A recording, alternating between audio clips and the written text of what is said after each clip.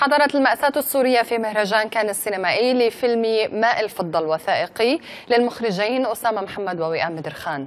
الفيلم مؤرخ بواسطة الصور والمقاطع المنشورة على الإنترنت، حيث التقطت معظم مشاهد هذا الفيلم من شابة كردية من مدينة حمص تدعى وئام بدرخان. مهرجان كان السينمائي في دورته 67 كان على موعد مع الثورة السورية من خلال فيلمها ماء الفضة للمخرجين أسامة محمد ووئام بدرخان. لم أجبها، تسألني وتختفي. الفيلم يؤرخ مراحل الثورة السورية منذ سقوط أول ضحية حتى نهاية حصار حمص الأخير، وصورت جميع مشاهد الفيلم بواسطة هواتف الثوار والمتظاهرين المحمولة، وصور أخرى صورتها وئام بدرخان أثناء حصارها في حمص وأرسلتها للمخرج أسامة محمد المقيم قسرا في باريس. ربما بعد شهر من البحث عن مصور أدركت أني من سيقوم بهذه المهمة.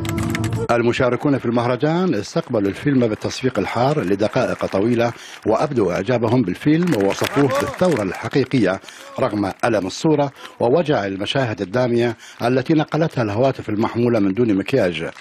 وبما أن صور الفيلم جاءت هكذا، قمنا بتصوير مخرجي الفيلم بهاتف العربية النقال. كل شيء الآن، البشر والحجر والأرض والسماء، قتل أمام عيني، ورغم ذلك عدت إلى هناك. لا شيء بقيمة بلدي الذي يقتله النظام الآن.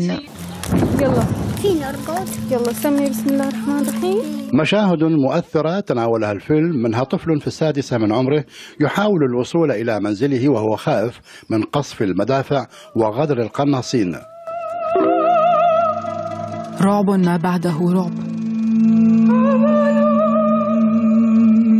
فيلم ماء الفضة أو فيلم الثورة السورية كما أطلق عليه جمهور كان السينمائي نقل الصورة بكاملها، وهو ما جعل جمهور الفيلم يخرج حزينا لما رأى من صور ومشاهد تعجز سينما كان من تنفيذها. بصورة الهاتف النقال المؤثرة استطاع المخرج أسامة محمد ووئام بدرخان من توصيل صورة الثورة السورية بتفاصيلها بعد منع الإعلام من تغطية أحداث الثورة وترك ما بعد الصورة التي عرضها الفيلم للمجتمع الدولي لإيقاف العنف من قبل السلطة ضد المدنيين. هنا في هذا المهرجان الذي استقبل فيلم أسامة محمد بكثير من الترحاب لصورته الصادقة التي جاءت عبر التليفون الموبايل. سعد المسعود العربية، كان جنوب فرنسا.